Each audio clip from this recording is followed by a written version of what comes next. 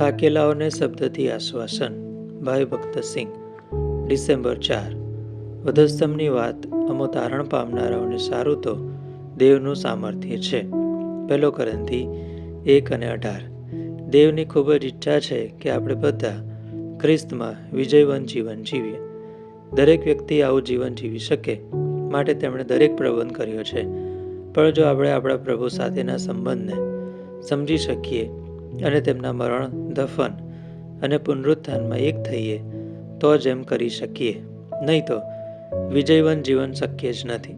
તેથી આપણે ખ્રિસ્તની સાથે ત્રિવિધ રીતે જોડાયા છીએ તેની ચોક્કસ ખાતરી કરવી જરૂરી છે.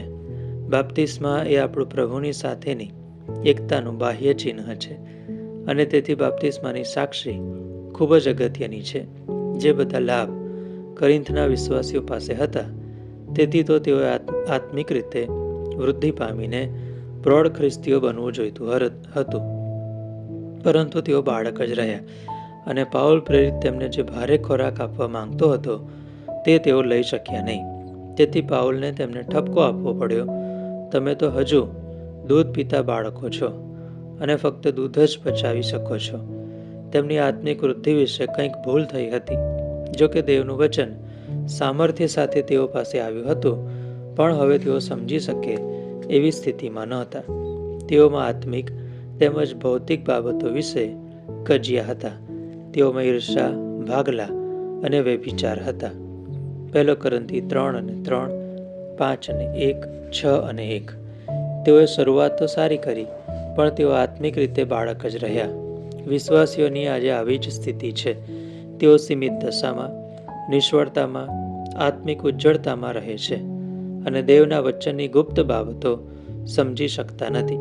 પરિણામે તેઓ સહેલાઈથી શત્રુ દ્વારા છેતરાય છે અને પરીક્ષણમાં અને ખોટા શિક્ષણમાં ફસાઈ જાય છે. જેઓ કોરિન્થીમાં હતું તેવું આજે વિશ્વાસીઓમાં છે.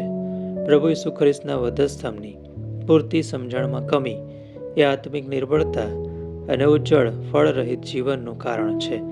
જો તમારે આત્મિક રીતે વધવું હોય અને મજબૂત બનવું હોય તો તમારી પાસે પ્રભુ ઈસુ ખ્રિસ્તના વધસ્તંભની યોગ્ય સમજણ હોવી જોઈએ. નહીં તો યાદ રાખજો, તમે આત્મિક બાળક રહેશો અને ઉજ્જળ રહેશો. તમે ગમે તેટલો કઠણ શ્રમ કરો છો, કેટલી લાંબી પ્રાર્થના કરો છો કે તમારી પાસે કેટલું બાઇબલ જ્ઞાન છે એથી ફરક પડતો નથી. આ બધું તમારી પાસે હોય છતાંય તમે આત્મિક રીતે ન વધતા હો.